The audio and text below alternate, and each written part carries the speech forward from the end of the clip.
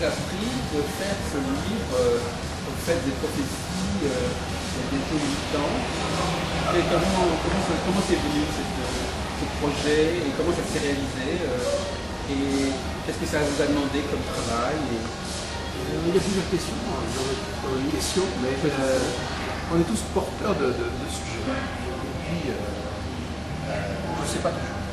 Puis, à un moment, il y a une opportunité qui se présente et puis vous avez l'occasion de traiter le sujet. Vous vous apercevez que ce n'est pas un sujet de commande, c'est un sujet qui était de l'ordre de vos inquiétudes, de vos préoccupations.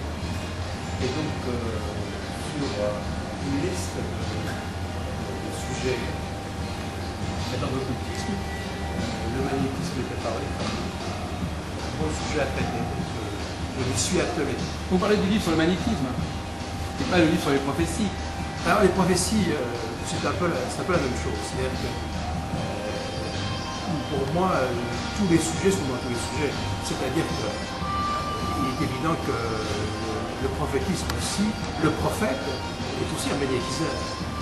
C'est-à-dire, oui, c'est quelqu'un qui est investi, je ne sais pas si mes amis, mes collègues Développer cette thèse paradoxale.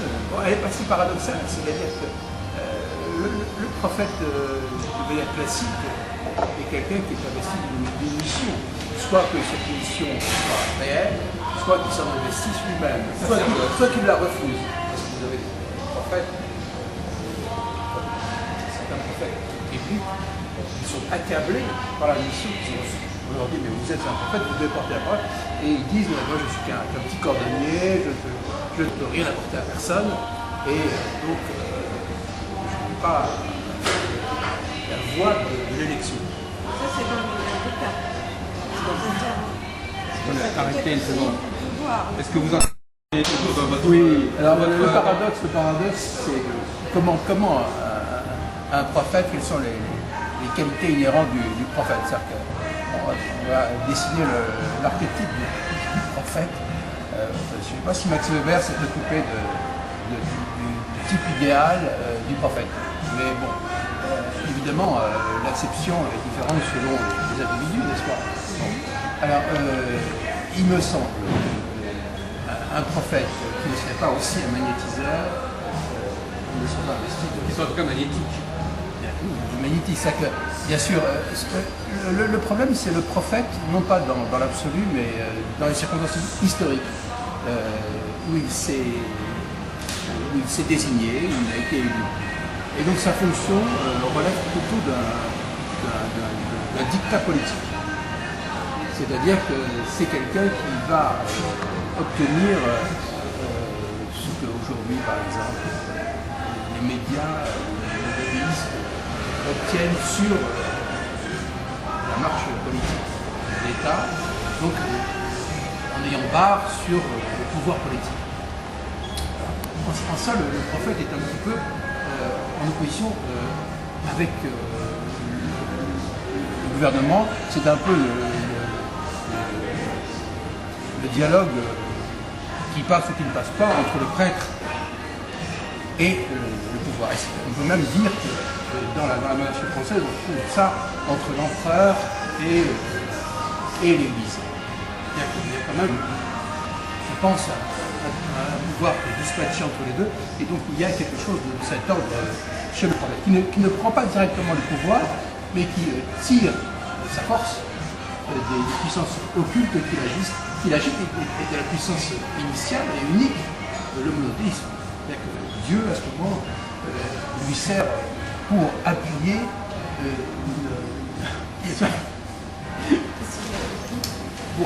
une action politique. Mais est-ce que le prophète a une connaissance de la société historique, de la société contemporaine, ou est-ce qu'il parle en fonction d'un lieu qui n'est connu que de lui? Ça, c'est toute la difficulté. Oui, justement, pour nous recentrer un peu sur l'astrologie, on a souvent opposé l'astrologue et le prophète, justement. Dans la constitution même de la Bible, il a fallu, pour les initiateurs, se différencier de toutes les religions orientales. Donc, culte de la nature, culte des astres, mais la Bible n'a pas pu se départir complètement de ses influences. Ce qu'elle condamne les pratiques divinatoires, mais elle ne condamne pas le prophétisme. Bien sûr. C'est que le prophétisme, Le Navi. elle est obligée d'intégrer le prophète. Elle est obligée d'intégrer le Navi, le prophète, parce que c'est aussi une sorte de parole de l'inconscient de Dieu, si je puis dire. Si vous l'appelez ou vous ne l'appelez pas. Vous parliez de Descartes. Non, mais en fait, je vous écoute. C'est intéressant. Moi, je suis assez active. Oui. Moi, je vais toujours avec lucidité, le contre-pouvoir, etc. Si vous parlez de Oui. pouvoir.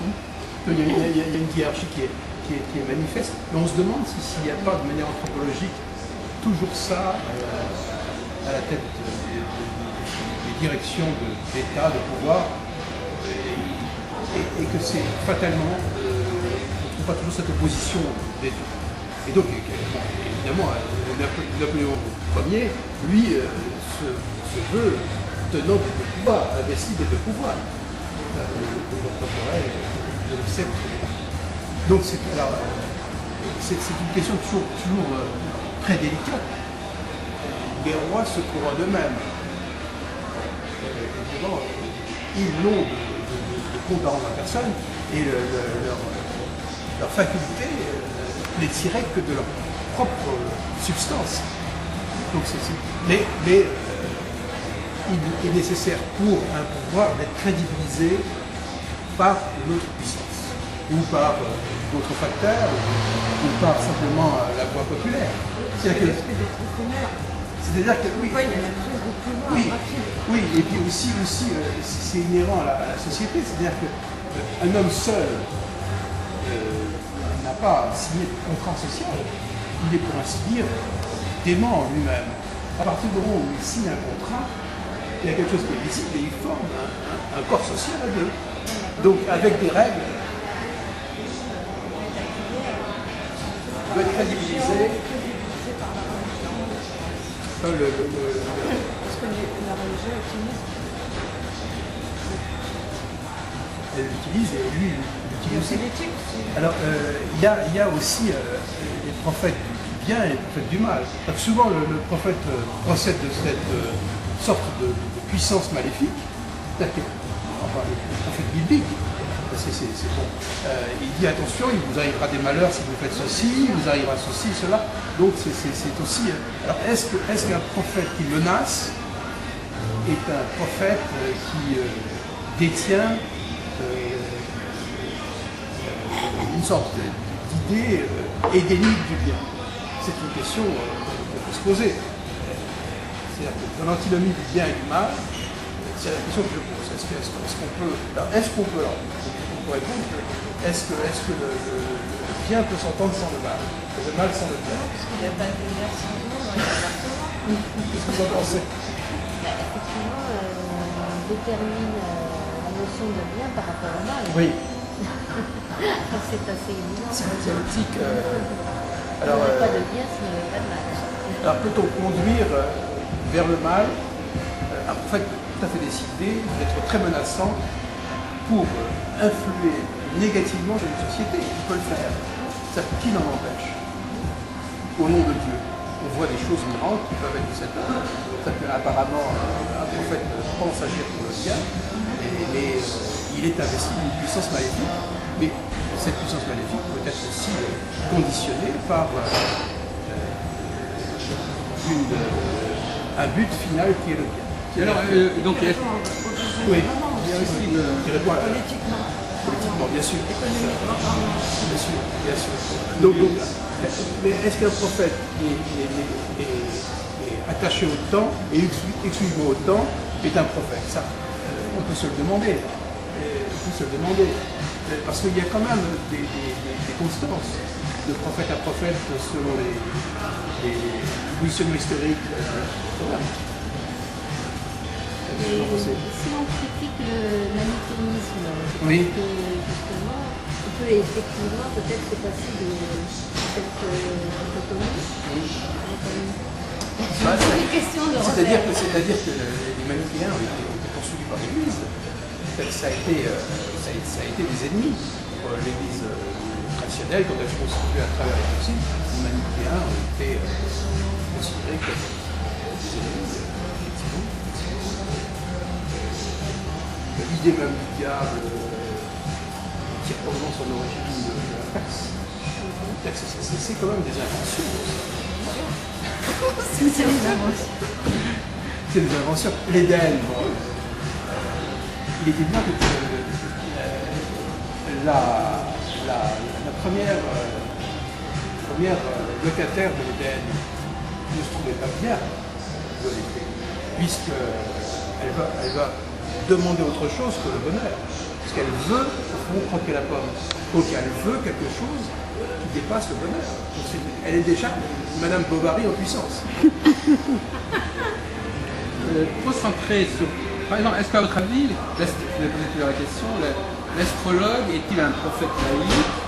Est-ce que l'astrologie, finalement, est-ce que l'astrologie n'est pas une sorte de prophétisme humaniste, c'est-à-dire c'est l'homme lui-même qui se donne les moyens de savoir des choses sans qu'il ait besoin d'une révélation, d'une inspiration? Pour l'astrologue, la difficulté, c'est le déterminisme. C'est-à-dire qu'un astrologue parfait, disons un parfait mathématicien, n'aurait qu'une fonction de géomètre sans substance, sans spiritualité. Parce qu'il décrit les astres et le cours des astres. Or, on ne peut pas changer le cours des astres, sauf certains prophètes. Qui est arrivé à certains prophètes de dire soleil, arrête-toi. Mais un astrologue parfait, c'est-à-dire qu'un astrologue mathématiquement, scientifiquement au point, ne fait rien d'autre que d'être un greffier du ciel. Mais en fait, toi, tu des chiffres, certains diront que en étudiant le ciel, il ne fait que déchiffrer la volonté divine. Tout à fait, il applique, il projette. Mais alors, la difficulté, c'est que c'est la connaissance du ciel. C'est-à-dire cette idée qu'on avait au XVIIe siècle d'un ciel qui était fini. C'était assez facile, parce qu'il y avait la Terre, le Soleil, tout, etc. Bon. Aujourd'hui, on voit bien comment des planètes de plus en plus nombreuses apparaissent, et que c'est la notion de l'indéfini. Donc, comment circonscrire un indéfini pour un astrologue? C'est excessivement compliqué. Il ne peut pas. Donc, c'est un petit peu comme s'il avait déchiffré une carte, mais il n'en aurait qu'une partie, une infime partie. Et il ne pourrait pas projeter, à partir de son infime partie, comme on pourrait le faire d'une échelle, toute l'extension indéfinie.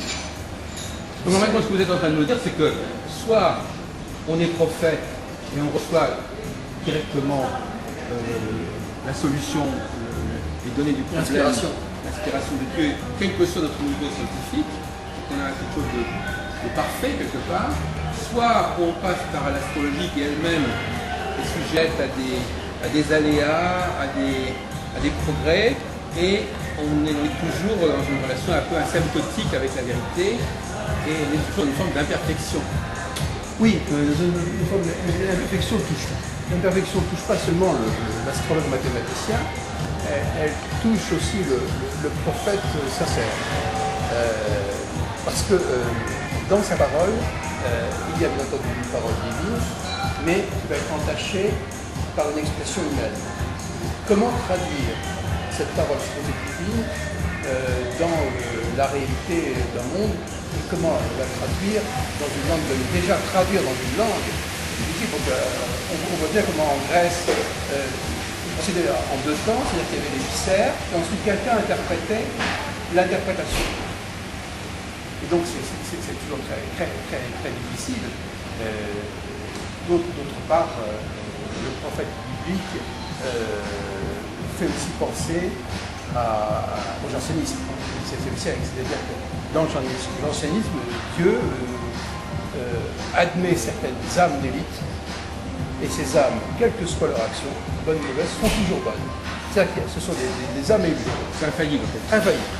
C'est-à-dire que, et donc, protestation évidemment du clergé orthodoxe, juillet, donc il n'y a pas de péché.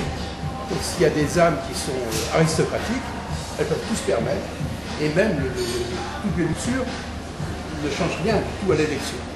Donc c'est aussi une secte. Mais qui contrôle sait jamais ça. Le problème, c'est que Dieu ne peut jamais être sommé devant un tribunal, on ne peut jamais lui demander mais qu'est-ce que vous avez voulu dire? Et donc on pose finalement la question, c'est la Bible. Qu'est-ce que la Bible? Et qu'est-ce que les textes spirituels sacrés? Et en quoi sont-ils divins? Et en quoi sont-ils d'une participation tout à fait temporelle, historique des hommes? C'est vraiment Une interprétation. On a des multiples. Alors est-ce que quelque part, je pose une question provocatrice, est-ce que nous ne sommes pas tous quelque part des prophètes? Est-ce que la condition humaine n'est pas une condition prophétique, en tout cas qui implique une forme de projection, de prévoyance, de prudence? Il faut pourvoir. Celui qui n'est pas prophète, il échoue dans son aventure humaine. Qu'est-ce que l'homme? C'est un prophète du quotidien. C'est un prophète de tous les jours parce qu'il doit interpréter son lever, il doit interpréter son repas, il doit interpréter son rapport avec sa femme et ses enfants. Et s'il n'interprète pas ce rapport, il est inhumain. Donc forcément, c'est ce que vous dites est tout à fait juste. C'est-à-dire que l'homme quotidien, l'homme banal, est un prophète qui ne s'ignore pas tellement, puisqu'il vit. Mais bien entendu, il n'est pas monté sur le piédestal de la prophétie incantatoire. C'est la différence.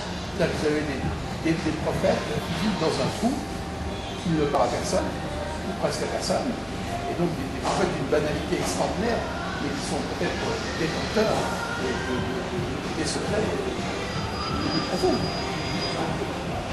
Mais justement, une question que nous nous sommes posées lors de notre dernier colloque qui a eu lieu il y a quelques jours, et dont cette réunion est une sorte de post-face, c'est le fait que lorsque l'individu est dans une sorte de crise prévisionnelle, c'est-à-dire qu'il n'arrive pas justement à être assez prophète dans sa vie, il va chercher de l'aide. Donc il va aller voir un prophète professionnel parce que lui, en tant qu'être humain, en tant que citoyen, il n'y arrive plus. Ben, c'est un peu cette dialectique du rapport entre le client et l'astrologue. Le client, c'est celui qui est en échec prévisionnel, en échec prophétique, et il espère que l'astrologue, le devin, va pallier son manque. Oui, alors la difficulté là c'est de trouver cet astrologue qui va pouvoir se plonger dans la problématique que la personne vient à lui poser et qui ne va pas régler sa propre problématique. C'est toute la difficulté là. C'est-à-dire que si mon prophète est charcutier et si je ne mange pas de charcuterie, ce sera très difficile de trouver ma solution à mon bol alimentaire. Donc la difficulté est de trouver comment on s'analyse.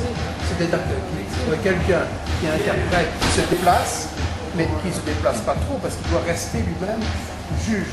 Donc il procède quand même des deux manettes, celle d'aller vers l'autre pour chercher cette question qui lui est posée, même si elle n'est pas formellement posée. Parce que un prophète psychanalyste peut répondre à une question qui n'est pas posée. Et en général, ce sont les meilleures réponses qui sont faites. C'est-à-dire aux questions qui ne sont pas posées. Si vous parlez de psychanalyse, il y a le problème du contre-transfert, mais aussi le problème du supposé savoir. C'est qu'effectivement, est-ce que au niveau de la déontologie de l'astrologue ou du prophète, comment est-ce qu'il doit gérer la demande de son client? Voilà. Ça c'est toute la difficulté de la technique. Cette fois, c'est la technique ou la technologie, c'est-à-dire que vous parliez tout à l'heure du magnétisme avec Mesmer, c'est qu'à un moment, la science est dans un état tout à fait primitif. Mais il va se trouver des gens qui poursuivent un cursus scientifique. Donc comme Mesmer est un véritable médecin même de son temps, donc de l'ancien régime, ou comme Freud, qui suit des cours tout fait établis, mais qui ne vont pas se révéler suffisants pour la médecine telle qu'on la conçoit, mais qui vont être tout à fait nécessaires pour une sorte de survol sur les profondeurs scientifiques et métaphysiques et spirituelles qui sont posés en rapport avec le patient. Non, mais je veux dire, est-ce que le prophète va se prendre au sérieux? Est-ce qu'il commence à se prendre au sérieux sa mission et sa fonction? Est-ce qu'il est vraiment dépositaire d'un savoir, ou est-ce que c'est un savoir imaginaire qui va permettre à cet astrologue de se faire entendre par son client, qui sera chargé de cette aura de savoir se poser. Là, ça dépend des astrologues. Certains ont besoin d'un terreau, ils ont une base, ils ont besoin d'une fonctionnalité assurée. D'autres pas. Le pire, c'est que, comme pour les prophètes, certains ne lisent jamais les textes, ne savent même pas lire et ont parole révélée. Et donc il y a une grande injustice. Vous avez des prophètes et des astrologues laborieux qui ont une connaissance intime du ciel et qui ne peuvent pas du tout dévoiler une parole. Alors que quelqu'un, dans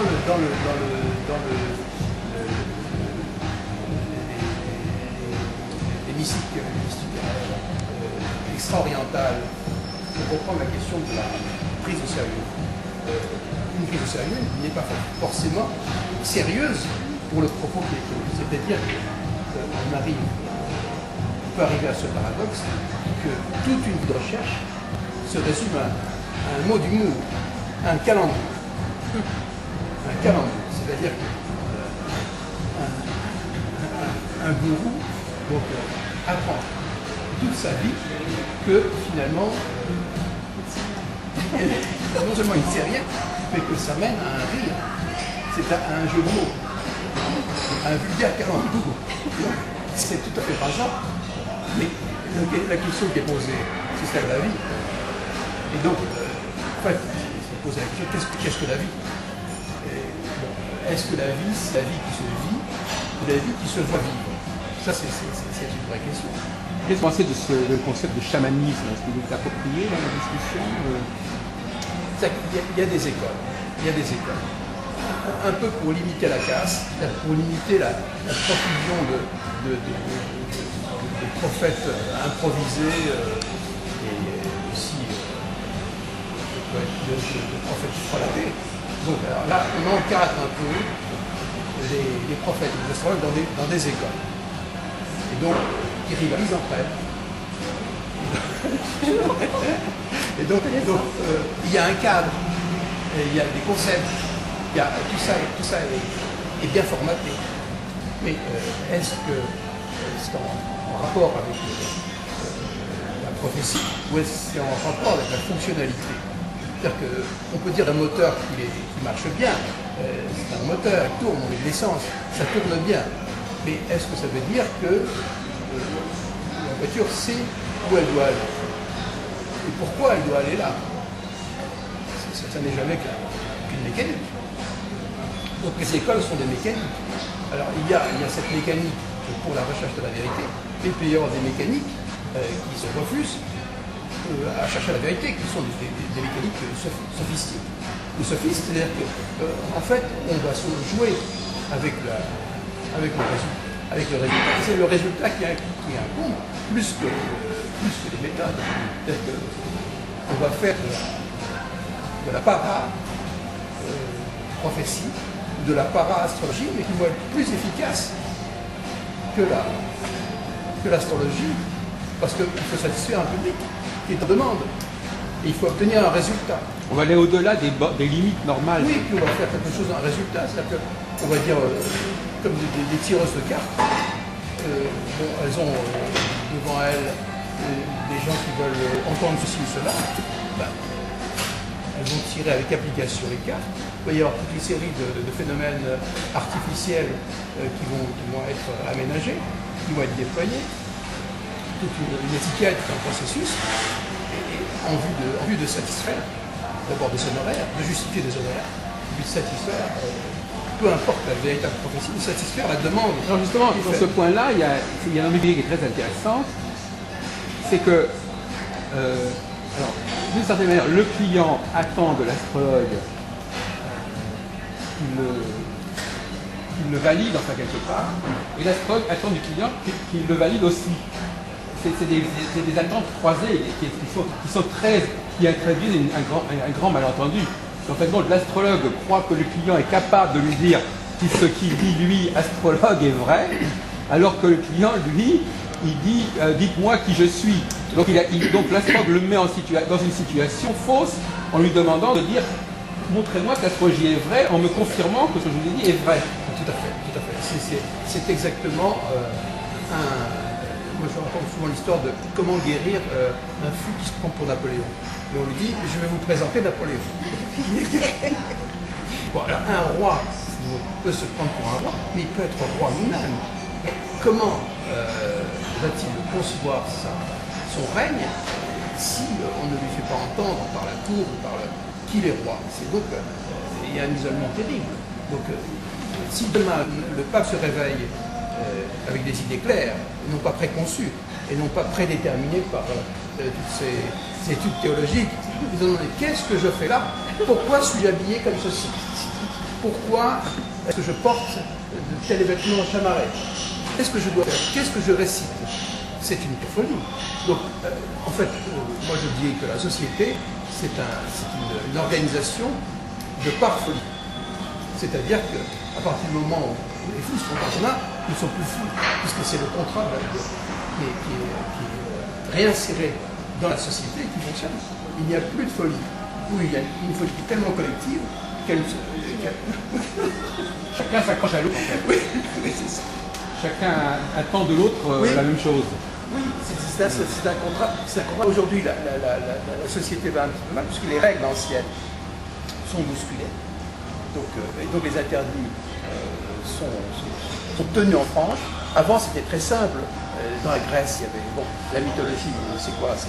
Tu ne feras pas l'amour avec ta mère, mais quand même, comme sous code de sûreté, les dieux ont fait l'amour avec leur mère, le fils. Alors, on a les deux. Donc la folie est évacuée en mythe. Elle n'est pas cachée, elle n'est pas occupée. Ce serait la névrose. Mais donc il y a une règle précise. Mais aujourd'hui, je veux dire, les nyctaméristes sont nombreux. Et aujourd'hui, les règles sont bousculées. On voit des pédophiles à tous les coins de rue. On voit des parents abuser de leurs enfants à chaque coin de tribunaux. Donc toutes les règles aujourd'hui, c'est ça qui est très dur dans la société. Je pense qu'autrefois ça existait, mais on ne le savait pas. Donc c'était comme si ça n'existait pas. C'était comme si ça n'existait pas. Tout ce qui est monde, tout ce qui a fleur aujourd'hui, tout a fleur. C'est-à-dire qu'il y a non pas laxiste, parce que ça voudrait dire qu'il y a un bien fondamental et un mal désigné par vente, c'est immuable. Non. Mais il y a aujourd'hui, il se produit, il y a une sorte de déplacement des zones possibles, des domaines possibles. Il y a une sorte d'agitation morale sociale qui fait qu'on ne sait plus très bien où se situe le nord et le sud. Alors, je voudrais un petit peu, parce qu'il y a un autre champ sur lequel vous avez, je crois, une compétence, c'est les théories d'histoire. C'est-à-dire, nous inscrit aussi. Donc, le prophète, c'est quand même aussi quelqu'un qui nous fait réfléchir sur le sens de l'histoire. Et donc, finalement, je peux comprendre que vous aviez recensé, vous aviez confronté un certain nombre de grilles de lecture de l'histoire, de ce qu'a été la Révolution française, par exemple. Donc, vous paraît pertinent d'essayer de nous inscrire, de savoir dans quelle cyclicité nous nous situons. C'est la difficulté de l'historien. Est-ce que c'est un reporter de l'actualité? Est-ce qu'il est investi comme Michelet d'une part passionnelle de traiter l'histoire comme une passion, comme la passion du Christ? C'est-à-dire qu'en fait, il y a une histoire sous-jacente à l'histoire factuelle qui est bien plus importante que l'histoire des événements. Est-ce qu'il y a des lignes de force souterraines très importantes qui ne sont pas toujours visibles? Est-ce que l'historien va aller à l'épicentre du phénomène, ou bien est-ce qu'il va se contenter de dire la révolution de 1780, voilà, la terreur, c'est ça? Alors, par exemple, les travaux de François Furet sur la révolution il y a eu une norme dans l'étude de la Révolution française par, j'allais dire, une prise de pouvoir au fond des républicains qui ont écrit la Révolution française telle qu'elle doit être enseignée. Mais aujourd'hui, on voit bien quand même qu'il y a des lignes de fracture. On semble revenir sur les bienfaits de la Révolution française, comme si on voulait, d'ailleurs on le voit avec Sarkozy, comme si on voulait réintégrer toute l'histoire de France, la monarchie, dans le cursus de la constitution de l'État, et que l'histoire de France n'a pas commencé à la Révolution. Elle a commencé bien avant, elle a commencé dans les décombres de Clovis, des Robert et tout ce que vous voulez. Mais je sais bien qu'il faut une part de fiction, il faut croire à une part de fiction si on veut l'adhésion de cette sorte d'artifice qui est l'État. Parce que l'État est artificiel. Bon, ça dépend de quoi, que le prince de Bourgogne soit assassiné à tel moment, c'est quoi la monarchie française? Ensuite, de réalité tout à fait tangible. C'est quand même des voyous qui sont à par le père, et puis il y en a un qui a tué les deux autres et il est monté sur le trône. Bon, c'est assez. Et puis ensuite, bien sûr, il a fallu qu'il justifie sa présence sur le trône avec des règles précises, constitutives de l'État. Alors finalement, la question qui se pose, c'est quand, parce que nous sommes un peu dans une union qui réfléchit sur l'astrologie, c'est quelqu'un qui voudrait valider l'astrologie, il la validerait à quelle histoire, quel fait historique. Si l'histoire elle-même est en question, à quoi s'accrocher. Tout à l'heure on parlait de l'astrologue qui essaie de s'accrocher à une image que ce que l'aurait soi-disant son client de lui-même et qu'il faudrait qu'il confirme. Là on a le même problème avec l'astrologue qui essaye de recouper une image de l'histoire qui est elle-même très discutable, qui peut correspondre à des souvenirs scolaires, on n'arrive pas facilement à ancrer, à confirmer quelque chose, à vérifier quelque chose, parce qu'on va se servir de quelque chose qui lui-même est à vérifier. Et donc d'ailleurs dans le cas de l'astrologie, on ne sait jamais si c'est l'astrologie qui vient se vérifier, si c'est elle qui vérifie. C'est très juste, c'est une question d'échelle. C'est-à-dire que si on considère à l'échelle même, de dire tel astrologue à tel moment a dit ceci, et ça s'est réalisé quelques semaines. Mais si on regarde de manière beaucoup plus large dans ça de notre échelle, nous serions comme des insectes sur une table de café, mais donc l'astrologue parfois arrive à vérifier, à confirmer des événements qui par la suite apparaissent tout à fait insignifiants. Et donc par conséquent auxquels on aura donné une importance tout à fait casuelle. Tout à fait. C'est la relativité. Bon, maintenant, cette relativité, elle n'est pas non plus inutile. C'est-à-dire que la relativité, c'est comme je suis né à tel moment et je vais mourir à tel autre. Bon, c'est une relativité qui est intéressante quand même.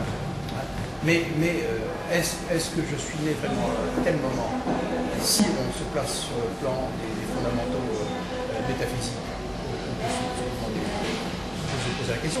Je suis peut-être né à tel moment, mais je suis en réalité le continuateur de Vercingétorix.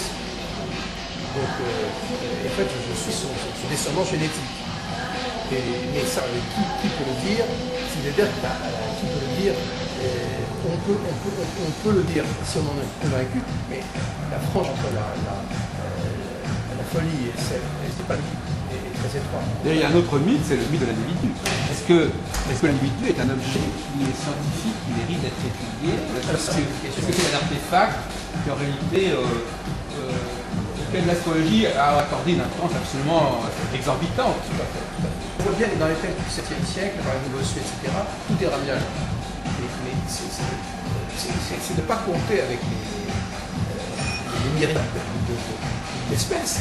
Et donc cette appropriation de l'homme, de la terre, par l'homme, est quelque chose de grotesque. Si on non, mais il y a l'homme, il y a l'individu. Chaque individu, se croyant un peu le centre du monde. Oui, c'est un peu ce que l'astrologie alimente comme croyance. Parce que il a une mission.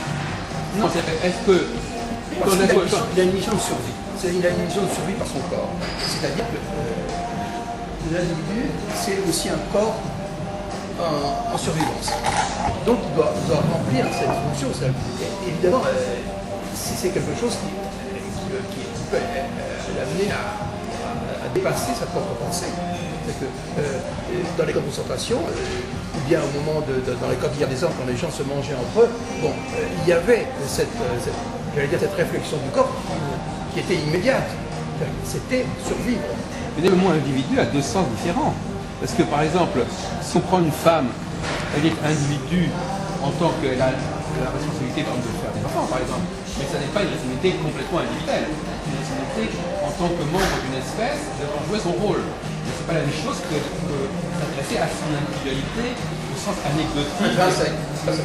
Oui, dans le premier cas, on trouve dans la Bible les enfants de Géton. C'est-à-dire que le peuple hébreu complètement terminé, va sur sa fin. Il reste un vieillard avec ses filles de Lot. Et donc, il y a un commandement qui est donné pour le peuple de survivre, c'est on va passer par-delà de l'interdiction de l'inceste. Les filles vont enivrer leur père de manière à ce qu'il les saute, de manière à ce qu'il perpétue la race. Ça, c'est évident. Dans ce cas-là... C'est un impératif social, génétique.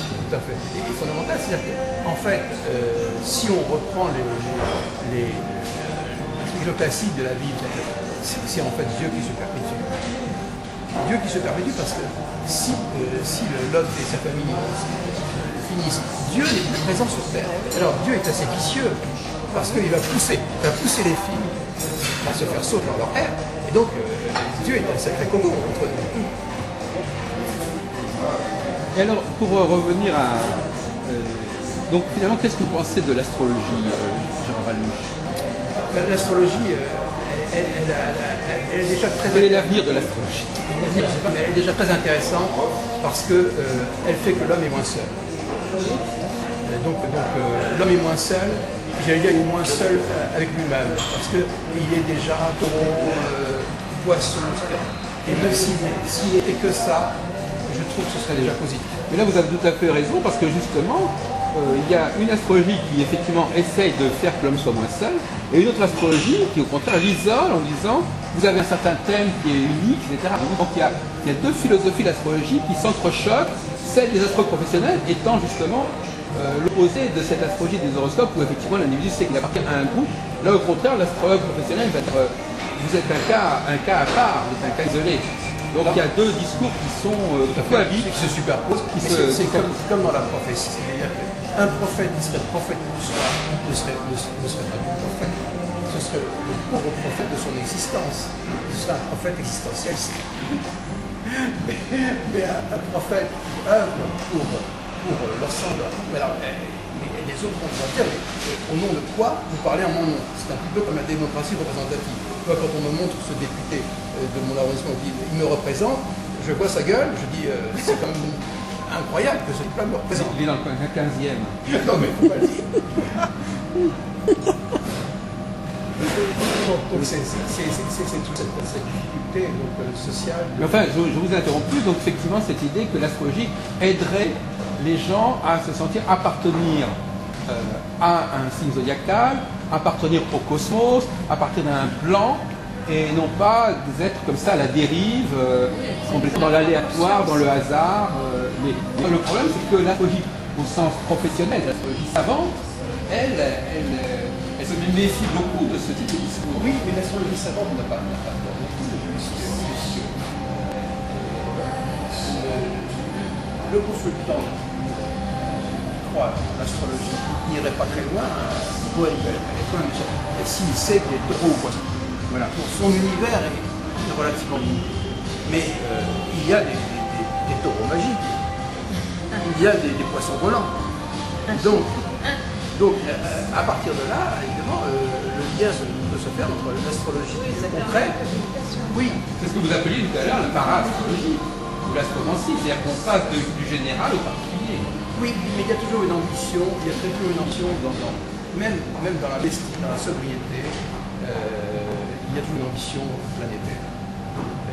Vous savez, il y a quelqu'un qui a dit Jésus a sauvé le monde. Et s'il avait eu à sauver une seule personne, il n'aurait sûrement pas réussi. Surtout si cette personne est emmerdante. Bon. Alors, il est beaucoup plus facile de sauver le monde que de sauver une personne. Donc, il y a des gens qui vont botter en touche en étant des prophètes de l'au-delà. Et en même temps, l'intérêt, c'est qu'ils s'abandonnent parce qu'il y a des choses très pénibles. Ils ne regardent pas en eux, ce ne sont pas des montagnes. C'est-à-dire qu'ils sentent bien qu'ils sont dans une position morale difficile, donc ils vont franchir l'escalier pour avoir un regard panoramique et donc s'oublier eux-mêmes. Donc ça a aussi un grand intérêt. Donc c'est bien sûr la paranoïa des grands directeurs, des grands dictateurs, elle se retrouve dans cette prophétie, par exemple d'Hitler, évidemment, il y a le refus de voir une sorte de médiocrité. Bon, échec, à l'entrée des beaux-arts, être sous-officier à vie, quasiment à ce moment on peut prendre contre-pied le regard intérieur qui serait tout à fait déficitaire et on va. Juste un peu de paranoïa, est-ce qu'à votre avis, Jean Ralouche, la paranoïa, est-ce que c'est un excès de prévoir ou un manque de prévoir? Parce que quelque part, souvent les paranoïaques, ce sont des gens qui prévoient énormément. Ils prévoient tellement qu'ils tuent tout le monde au cas où, par précaution, etc. Alors ça c'est fondamental. C'est un délit pratique, la paranoïa. C'est fondamental, c'est ça. Alors là c'est vraiment très... Oui, effectivement. Mais parce que le paranoïaque peut aussi prendre sur lui, j'allais dire, les péchés de la paranoïa. C'est-à-dire qu'à ce moment, il peut établir une prophétie au nom de tous, et pas le seul paranoïaque. Si Hitler a marché, c'est qu'il y avait des gens qui avaient la même sensibilité paranoïaque que lui. Donc, il y a toujours un rapport avec l'autre, qui se fait par le langage, par n'importe quoi, il y a toujours un rapport avec l'autre. On ne peut pas prêcher dans le désert. Il n'y a pas de parole sans alternative, sans autrui. On ne peut pas prêcher dans le désert. C'est-à-dire que si on prêche dans le désert, c'est qu'on cultive son jardin comme dans les maisons de fous. À ce moment, bien sûr, on voit pousser ses roses, mais ça n'a pas une puissance, une essence, une communication qui soit intelligente au regard de tous. Et alors, pour en revenir à la perspective dans la société moderne, quelqu'un comme Nostradamus, par exemple, ne se prétend pas inspiré de Dieu. Enfin, je veux dire, en tout cas, ces textes ne se présentent pas comme tels. Comment vous situez ce personnage? C'est un personnage... Ou son œuvre, en tout cas. Oui, son œuvre, c'est un personnage très intéressant. Et il est à une époque où on peut être emprisonné pour un mot, pour un écrit. Donc on n'a jamais trouvé d'écrit de Nostradamus. Ses premiers sonnets sont faits en langage... Les quatrains. Pardon. Sont faits en langage clair. C'est très compréhensible. Il va les transformer de manière à ne jamais être pris la main dans le sac. Mais voilà, donc il appartient à une famille juive, bien sûr. Donc il pourrait être en délicatesse d'une société qui est intraitable, qui n'est pas au cœur même de la pensée. Est-ce qu'il est vraiment prophète ou est-ce que sous couvert de prophétie, l'on essaie simplement de faire passer des messages politiques ou de faire un effet ou de manipuler l'opinion? Ça peut être. C'est-à-dire qu'un faussaire peut aussi être habité par la prophétie. Ça dépend de ce que fait de son œuvre. On peut même dire que la typographie, une tâche, une erreur involontaire peut se révéler être génératrice d'une puissance parlante. Donc là, on ne peut pas dire que... Alors, pour lui, je ne crois pas du tout faussaire. Je pense que c'est quelqu'un qui est inspiré, c'est quelqu'un qui est sincère. Et au fond, ceux qui sont acclamés, ce sont ceux qui ont tiré le livre plus que lui-même. Oui, et de nos jours. Oui, c'est ça. Mais alors, comment il y a une sorte de dialectique entre le nouveau prophétisme, si vous voulez, et le prophétisme biblique.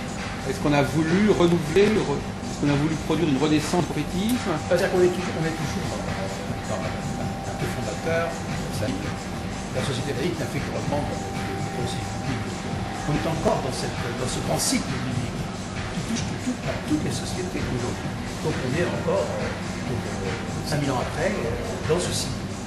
Donc tant que ce cycle ne sera pas aboli, ça résiste. Ça résiste très bien. La révolution n'en a pas eu, le stalinisme n'a pas eu la tête terrible. Et donc ça résiste très bien encore aujourd'hui. Et tant qu'on n'aura pas trouvé quelque chose de mieux. Le monothéisme? Oui, de mieux que. Alors bon, le monothéisme. Bon. Moi, je serais assez d'accord de revenir au polythéisme. Et je trouve ça plus. Mais c'est surtout plus réflexion. C'est-à-dire que cette parole qui a été apportée, révélée, c'est un petit peu pour moi un trucage, mais ça peut être un trucage tout à fait nécessaire. Si ça bloque le crime, si ça bloque c'est tant mieux. Tant mieux, c'est quand même bien. Ça donne un frein. Je ne suis pas pour suivre tous les instincts. Donc vive la ville, c'est la police des mœurs. Donc c'est pour... nous sortons d'une période électorale assez intensive. dans cette dimension électorale, quelque chose de l'ordre du prophétique, du prédictionnel. C'est une prophétie qui a été annoncée 5 ans plus tôt, en quelque sorte, puisqu'on avait balisé le temps. Donc finalement, nous sommes dans un monde, dans le bon et aussi, où l'on balise le temps. On dit, dans 5 ans, il y aura une élection, c'est une prophétie. Et alors, c'est une prophétie qui ne s'articule pas sur l'astrologie, mais qui montre bien que l'être humain a besoin de structurer le temps et de fixer des termes. Nécessité absolue. C'est-à-dire que c'est un petit peu l'ordre des saisons, le printemps, etc. Bon, là, c'est un cycle dépassé du cycle de 7 ans. Voilà. Donc on a un petit peu précipité. Parce que les conditions qui ont précédé à ceci sont tout à fait machiavéliques et temporelles. C'est-à-dire que Jacques Chirac voulait faire plusieurs fois plusieurs 5 ans, donc il disait c'est un peu trop de faire plusieurs 7 ans. C'est ça. Mais tout ce qui est de cet ordre spirituel, tout ce qu'on peut dire de l'ordre spirituel a une attache prosaïque. Et ça, il faudrait un jour écrire le véritable prosélytisme de la mystification spirituelle. C'est toujours comme ça. C'est-à-dire que le Christ a perdu, le christianisme a perdu, donc la revanche, ça va être dans la réminiscence, la résurrection, etc. C'est toujours quelque chose de très concret, et puis l'homme doit accepter cette concrétude. Ça le diminue étrangement. Donc il va, bien entendu, s'élever à la dimension divine. Voilà. Une des choses qui oppose le prophétisme à l'astrologie, c'est la notion de finalisme. Les astrologues, les prophètes. Donc, la question que je voulais vous poser, c'est vous y êtes là? Oui, oui. C'est le prophétisme caractérise par l'idée de fin du monde. On annonce la fin du monde, on annonce la fin du monde. Millénariste. Alors que l'astrologie, sauf sur, bien qu'elle est empruntée à certains aspects du prophétisme, comme ça veut dire des airs, de l'ère du verso, elle est fondamentalement, entièrement cyclique et elle est anti-téléologique. Il y a là une véritable intégration, bien qu'effectivement, il y a des formes hybrides où l'on mélange l'astrologie et la prophétie. Quelque part, elles ont des polarisations opposées. Mais ça c'est parce que on a une idée préconçue qui maintenant se dément. On pense que les astres sont toutes déterminés. Or, nous savons maintenant que le Soleil se consume et que sa durée est limitée. C'est-à-dire qu'il est temporaire limité, le Soleil. Donc, et tous les astres sont pareils. Donc avant, on pouvait dire, bon, les astres, c'est l'éternité, la prophétie, c'est le cycle, et les deux se mélangent pas. Mais aujourd'hui, l'homme est fini. Les milliards d'hommes, la présence de l'homme. Alors donc, il va probablement l'immigration des planètes. Donc, il ne le sait pas, il pense qu'il va faire des trucs scientifiques comme ça pour trouver des internet. En réalité, il ne le sait pas forcément, il cherche sa survie. Donc, on va débarquer sur les lunes, sur la machine. Mais malgré tout, c'est vrai qu'à l'échelle effectivement de milliards d'années, il y a une différence, mais je veux dire qu'il y a l'être humain, bon, par exemple, vous avez les âges de la vie, il y a effectivement il y a d'autres discours. Il y a le discours de la linéarité, on vieillit, et puis il y a le discours qui fait que finalement, il y a toujours on repart, on renaît. Oui, dans cette acception, dans cette culture linéaire, on pense qu'il y a des âges de la vie visibles. Mais en fait, ces âges de la vie ne sont pas les âges du corps matériel. C'est-à-dire que vous avez des vieillards qui commencent à vivre à 100 ans. Donc il n'y a pas une sorte de superposition de la temporalité matérielle avec les âges de la vie. Et vous avez comme dans certaines maladies infantiles, vous avez des bébés qui naissent, je ne sais pas le nom, ils naissent comme des vieillards. Et donc la difficulté, c'est un petit peu comme dans le rapport amoureux du chassé-croisé, c'est que le tempo n'est pas le même. Et vous avez des gens qui sont à tempos différents.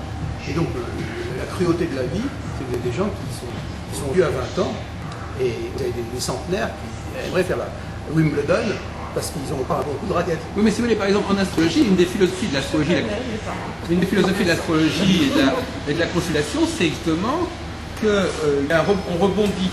C'est-à-dire qu'à un moment donné, il y a un cycle qui se termine, mais c'est pas dans la linéarité. Il y a une linéarité à l'intérieur du cycle, mais après il y a un nouveau cycle qui reprend. Voilà, c'est le grand espoir, c'est qui suis-je? C'est la question de toute la vie. Et puis-je rebondir dans ce rythme?